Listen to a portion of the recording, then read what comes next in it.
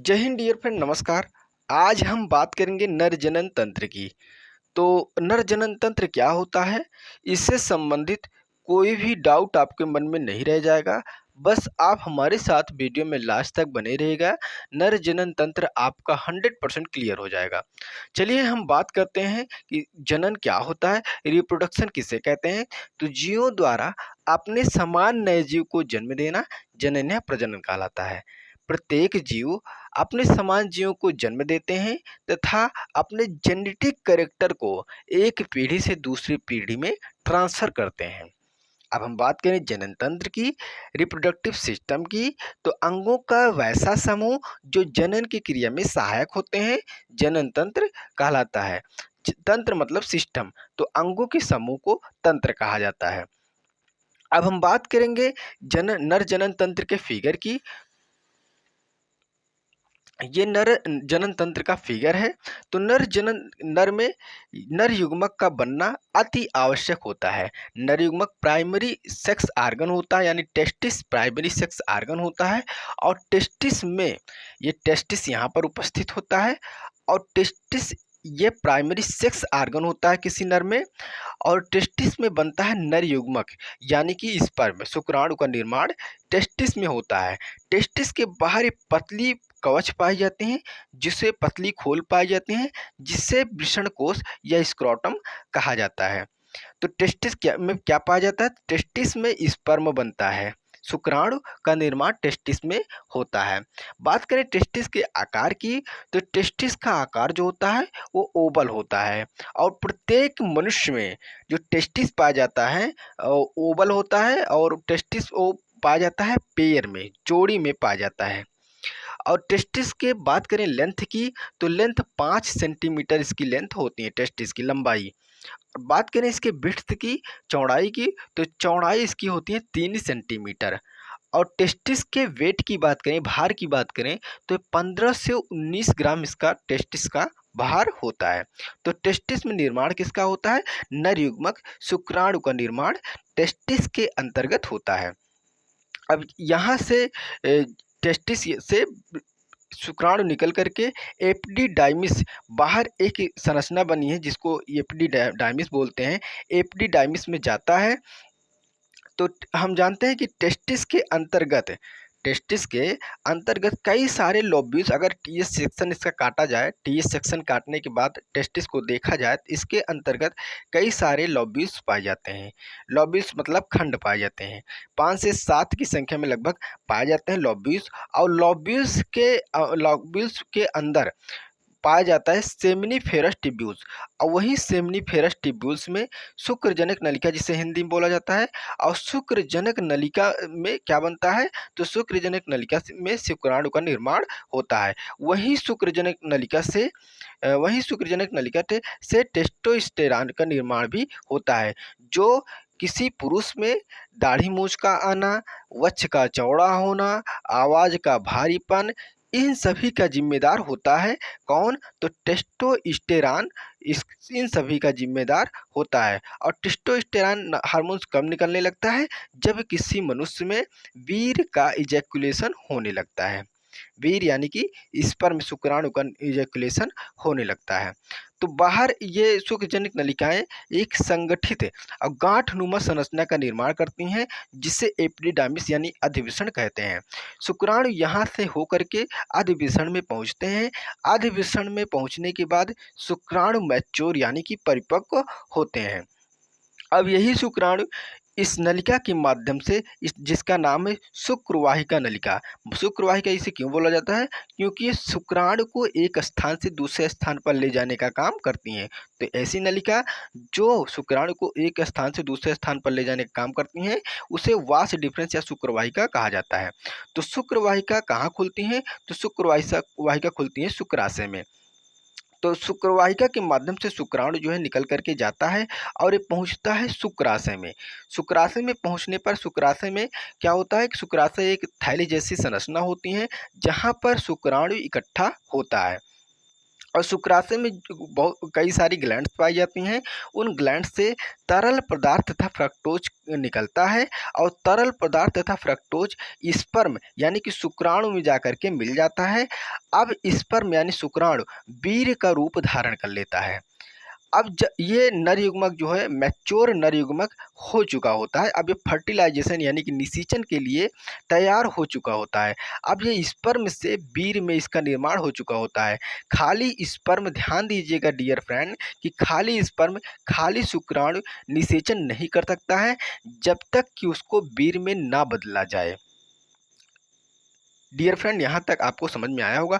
अब हम बात करें कि ये बीज आप बन चुका है, ये बाहर बाहर जो आपको संरचनाएं दिख रही हैं इसको बोलते हैं प्रोस्टेट ग्लैंड्स। इसका क्या काम होता है? तो प्रोस्टेट ग्लैंड्स का काम होता है कि ये वीर्य का 20% भाग का निर्माण करती हैं और वीर्य को सुरक्षा व पोषण प्रदान करने का काम करते हैं। क्या? Prostate gland. प्रोस्टेट ग्लैंड का काम होता है कि वीर्य का 20% भाग का निर्माण करना तथा उनको पोषण देना और वीर्य की सुरक्षा करने का काम प्रोस्टेट ग्लैंड का होता है। इसके नीचे पाई जाती है काउपर्स ग्लैंड। काउपर ग्लैंड का क्या काम होता है? तो काउपर ग्लैंड का काम होता है कि क्षारीय पदार्थ का सेक्रीशन करना, क्षारीय पदार्थ को स्रावित करती हैं तथा ग्लाइकोप्रोटीन का भी स्रावण करती हैं। इस क्षारीय पदार्थ का काम क्या होता है कि मूत्र, हम जानते हैं कि मूत्र के अंतर्गत मूत्र हमारा कैसा होता है? तो अम्लीय होता है।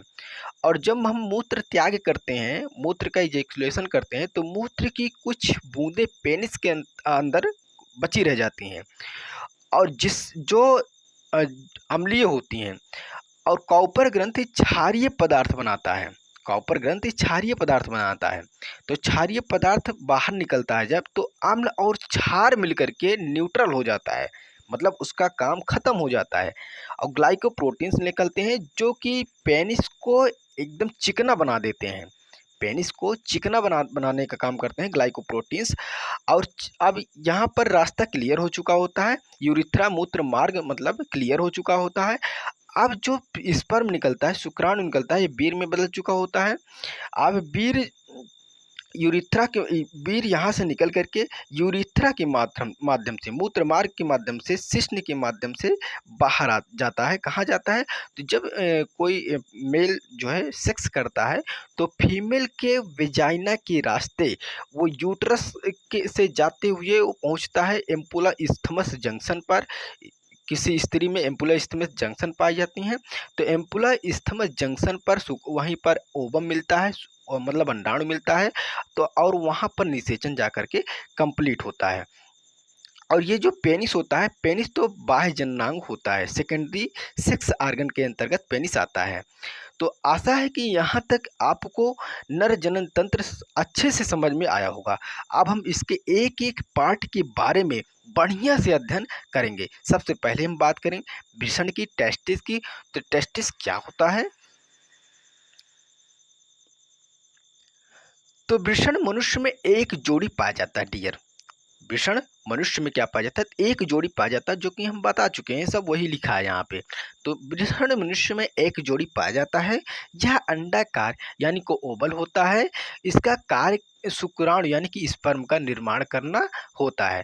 तो और मेल सेक्स हार्मोन का निर्माण करना होता है। तो मेल सेक्स हार्मोन का नाम होता है टेस्टोस्टेरॉन हार्मोन। टेस्टोस्टेरॉन का काम होता है, जैसे पुरुषों में जब नर युग्मक बनने लगते हैं, नर युग्मक यानी कि शुक्राणु बनने लगते हैं, तब दाढ़ी मूंछ आने लगते हैं और टेस्टोस्टेरॉन का हार्मोन का सेक्रीशन भी होने लगता है। टेस्टोस्टेरॉन बनते हैं तो उनका सेक्रीशन भी होने लगता है, दाढ़ी मूंछ आने लगते हैं, वह चौड़ा हो जाता है, आवाज़ में भारीपन आने लगता है। अब हम बात करेंगे नेक्स्ट पॉइंट की, जिसका जो टेस्टिस के बाहर एक पतली त्वचा की थैली होती है, जिसे वृषण कोश या स्क्रोटम कहा जाता है। वृषण कोश का काम होता है, वृषण मतलब वृषण होता है, कोश मतलब थैला, मतलब वृषण का थैला, जहाँ पर वृषण पाया जाता है, टेस्टिस पाया जाता है, उसको स्क्रोटम कहा जाता है। अब बात करें नेक्स्ट पॉइंट, टेस्टिस के अंदर स्पर्म का निर्माण शरीर के तापमान से 2 से 3 डिग्री सेंटीग्रेड कम तापमान पर होता है। अर्थात स्पर्म का निर्माण 34 से 35 डिग्री सेंटीग्रेड पर होता है। इससे अधिक या कम तापमान पर स्पर्म का निर्माण नहीं होता है। डियर फ्रेंड, बात करें स्पर्म के निर्माण की, तो स्पर्म जो है हमारे वृषण कोश में तो इसका निर्माण होता ही है। अगर कोई ये पूछता है कि हमारे शरीर से बाहर वृषण कोश क्यों पाया जाता है, भाई उसको भी तो शरीर के अंतर्गत अंदर पाया जाना चाहिए। सभी आर्गन शरीर के अंदर कर अंदर पाए जा रहे हैं, तो शरीर के बाहर वृषण कोश क्यों पाया जा रहा है? क्योंकि वृषण कोश में वृषण होता है, और वृषण के अंतर्गत नर हार्मोन टेस्टोस्टेरॉन बनते हैं, तथा नर युग्मक स्पर्म यानी कि शुक्राणु बनते हैं। और शुक्राणु को बनने के लिए शरीर के तापमान से 2 से 3 डिग्री कम टेम्परेचर की आवश्यकता होती है। हम जानते हैं कि किसी स्वस्थ मनुष्य के शरीर का तापमान 37 डिग्री सेंटीग्रेड होता है। अगर 37 डिग्री सेंटीग्रेड पर स्पर्म का निर्माण करवा दिया जाए तो स्पर्म एक्टिवेट नहीं होगा, मतलब स्पर्म डेथ हो जाएगा। स्पर्म उतनी तरीके से एक्टिव होकर काम ही नहीं कर पाएगा।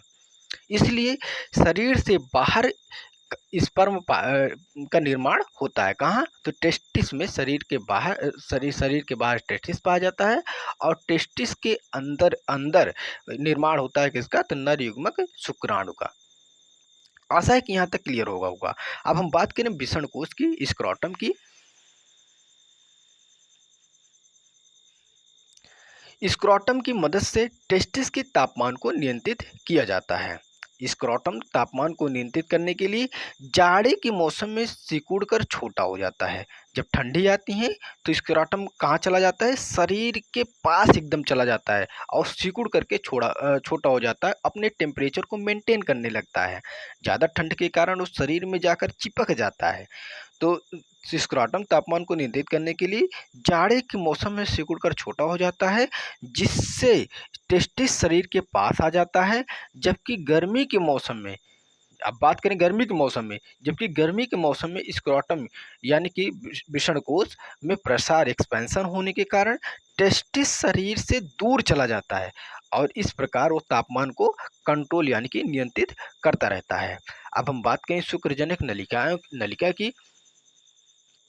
देखिए, शुक्रजनक सेमिनिफेरस ट्यूब्यूल्स पाया कहाँ जाता है? तो देखिए, वृषण को का अगर हम टीएस सेक्शन काटें, ट्रांसवर्स सेक्शन अनुप्रस्थ काटें, तो उसमें देखते हैं कि टेस्टिकुलर लॉब्यूल वृषण के अंतर्गत टेस्टिकुलर यानी सॉरी ये लॉब्यूल्स पाए जाते हैं। लॉब्यूल्स की संख्या कई सारी होती हैं। इन्हीं लॉब्यूल्स के अंदर पाई जाती हैं सेमिनिफेरस ट्यूब्यूल, शुक्रजनक नलिका। और शुक्र मतलब होता है शुक्राणु, जनक मतलब होता है निर्माण करने वाली, नलिका मतलब नलिकाएं। शुक्राणु का निर्माण करने वाली नलिकाएं कहाँ पाई जाती हैं? इसी लॉब्यूल्स के अंदर पाई जाती हैं। ढेर सारी नलिकाएं पाई जाती हैं, और इसी शुक्रजनक नलिका में शुक्राणु का निर्माण होता है। यही शुक्रजनक नलिकाएं नर हार्मोन टेस्टोस्टेरॉन का भी सेक्रीशन करती हैं और निर्माण भी करती हैं। अब यही शुक्रजनक नलिकाएं आगे जा करके एकत्रित हो जाती हैं। एकत्रित होकर के बाहर यानी टेस्टिस के बाहर एक घुमावदार गांठनुमा संरचना का निर्माण करती हैं। ये घुमावदार गांठनुमा संरचना है, उसका निर्माण करती हैं, जिसका नाम है अधिवृषण एपिडिडाइमिस। और यहाँ पर जो है शुक्राणु आता है, यहाँ पर मैच्योर होता है शुक्राणु। यहाँ तक समझ में आ गया होगा। अब हम इसके नोट्स में पढ़ें तो टेस्टिस के आंतरिक रूप से कई खंडों में विभाजित होता है। टेस्टिस आंतरिक रूप से कई खंडों में विभाजित होता है, और प्रत्येक खंड यानी लोब में पतली नलीनुमा संरचना पाई जाती है, जिससे सेमिनिफेरस ट्यूब्यूल्स या शुक्रजनक नलिका कहा जाता है। अब हम बात करें नेक्स्ट पॉइंट की, तो सेमिनिफेरस ट्यूब्यूल्स के द्वारा स्पर्म यानी शुक्राणु का निर्माण होता है, तथा मेल सेक्स हार्मोन, शायद आप जान चुके होंगे अब तक मेल सेक्स हार्मोन का क्या नाम है, तो टेस्टोस्टेरॉन है। मेल सेक्स हार्मोन का भी निर्माण किया जाता है। इसलिए सेमिनिफेरस ट्यूब्यूल्स को टेस्टिस की इकाई कहा जाता है। अब हम बात करेंगे अधिवृषण की, एपिडिडाइमिस की। तो अधिवृषण क्या है? सभी सेमनीफेरस ट्यूब्यूल्स आपस में मिलकर के टेस्टिस के बाहर एक घुमावदार गांठनुमा संरचना का निर्माण करता है, जिसे एपिडिडाइमिस यानी कि अधिवेशन कहा जाता है। इसका काम क्या होता है? तो इसका काम शुक्राणुओं को मैच्योर करना होता है। अब हम बात करें शुक्रवाहिका की वास डिफरेंस की, तो ऐसी वाहिनी जो शुक्राणु को वहन करती हैं, शुक्राणु को एक स्थान से दूसरे स्थान पर ले जाती हैं, तो ऐसी वाहिनी जो शुक्राणु का वहन करती हैं उसे शुक्रवाहिनी कहते हैं। शुक्राणुओं को शुक्राशय यानी सेमाइनल वेसाइकल तक ले जाने का कार्य करती हैं। अब हम बात करेंगे सेमाइनल वेसाइकल की, शुक्राशय की। तो शुक्रवाहिनी शुक्राणु संग्रहण के लिए एक थैली जैसी संरचना, जिसे शुक्राशय कहते हैं, में खुलती हैं और शुक्राशय ब्लैडर यानी कि मूत्राशय के नीचे स्थित होता है। मूत्राशय में मूत्र इकट्ठा होता रहता है।